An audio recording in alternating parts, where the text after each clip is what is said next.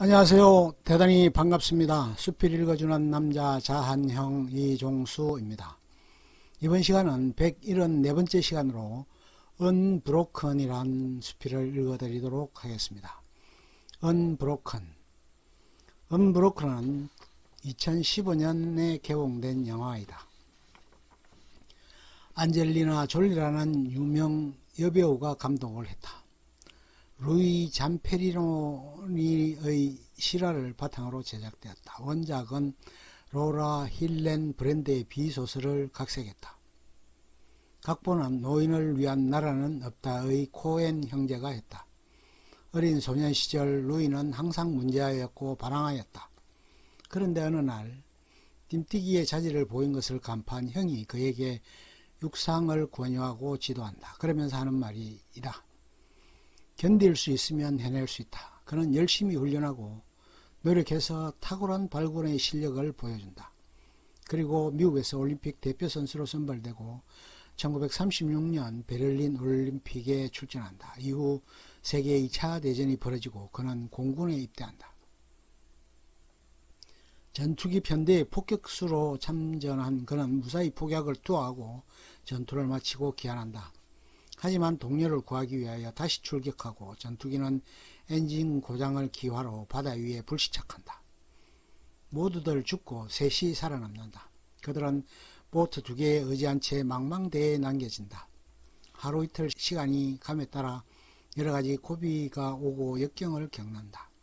그들은 낚시를 해서 물고기를 잡아먹기도 하며 생명을 연장해 간다. 또 하루는 갈매기를 잡아먹었다가 심한 복통에 구토를 일으키기도 한다. 어느 나라에는 폭풍이 몰아치기도 하고 거대한 상어에게 죽음의 위협을 느끼기도 한다. 어떤 때에는 비가 내리기도 했고 그들은 그 빗물을 받아 비축하는 지혜를 발휘하기도 한다. 적군 전투기의 직총소사에 구사일생으로 살아남기도 한다. 47일 동안의 악정고투는 정말 처절했고 어려움 속에 난간을 뚫어야 했다. 그러던 중 동료 한 명은 결국 죽음을 맞이하고 두 사람이 그를 장사 지내고 수장시킨다. 어느 날 검은 그림자가 다가와 눈을 떴다. 수많은 일본 병사들이 함선에서 자기들을 총으로 겨누고 있는 장면을 보게 된다. 결국 두 사람은 일본군의 포로로 잡힌다. 포로신문을 당하고 엄청난 고초를 겪는 속에서도 그는 삶에 대한 의지가 꺾이지 않는다. 결국 눈을 가린 채 그들은 일본 본토인 도쿄의 한 포로 수용소로 이송이 된다. 그는 올림픽에 참가한 육상선수라는 이력으로 인해 일약 유명해지게 된다. 수용소의 하사관 와다나베는 혹독하게 그를 괴롭히고 그를 못 잡아먹어서 안달낸다. 일반 자기네 병사와 루이 잠페리니를 경주시킨다. 그러자 힘이 약해지고 체력이 떨어진 루이는 경주에서 패하고 만다. 그래서 또 그는 한참을 얻어맞는다. 그는 올림픽 참가 선수라는 유명세로 인해 라디오 방송에 출연해서 가족에게 보내는 편지를 낭송하기도 한다. 좋은 음식을 대접받기도 한다. 그러던 차에 정보기관에서 적국에 대한 심리전을 위해 여적에 관한 내용으로 나레이션을 할 것을 권유했지만 결코 그것은 할 수 없다고 해서 다시 또 포로 수용소로 돌아간다. 와다나베는 그에게 존경심을 가리킨다는 명목하에 전 포로 수용소의 포로들에게 루이를 한 대씩 때릴 것을 명령한다. 처음에는 할 수 없다고 반발하지만 루이의 친구를 대신 구타하자 하는 수 없이 명령에 복종한다. 그의 죽음에 이른 루이는 기진맥진한 채로 수용소로 돌아간다. 와다나베는 어느 날 전출을 가게 되고 이제는 좀 평온이 찾아오는 형국이었다.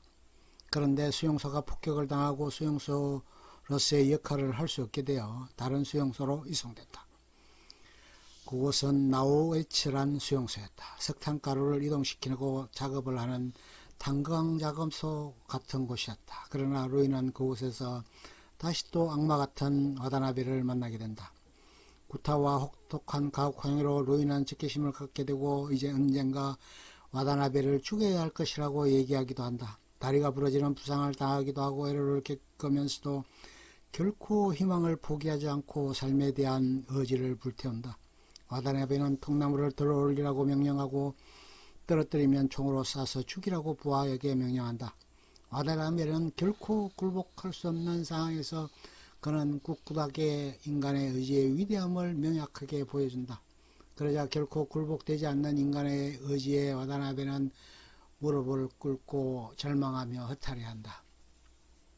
꿈은 부서지지 않는다. 모든 기적은 삶 속에 있다. 나는 결코 경주에서 포기한 적이 없다라고 루이는 말했다.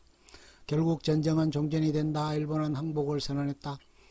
850일간의 수용소 생활이 종지부를 찍는 것이다. 그들은 강으로 가서 목욕을 하고 고국으로 돌아갈 채비를 한다.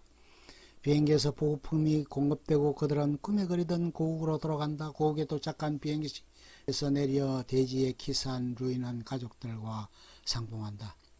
1946년 루이는 결혼해서 단란한 가정을 꾸린다. 아들과 딸을 낳고 행복한 생활을 영위한다. 53년이 흐른 뒤 일본에서는 나가노에서 동계올림픽이 개최된다. 루이는 성화봉송 주자로 선발되어 성화를 봉송한다. 그는 와다나베와 화해를 위한 상봉을 희망했지만 결국은 와다나베의 거부로 인해 성사되지 못했다. 와다나베는 오랫동안 숨어 지내다가 일본이 미국에게서 화해되던 때 세상으로 돌아왔다. 2014년에 루이 람페리는 영면한다. 안젤리나 졸리가 그렇게 말한다. 어떻게 그 오랜 세월 동안 역경과 한난, 고난한 속에서 살아남을 수 있었을까?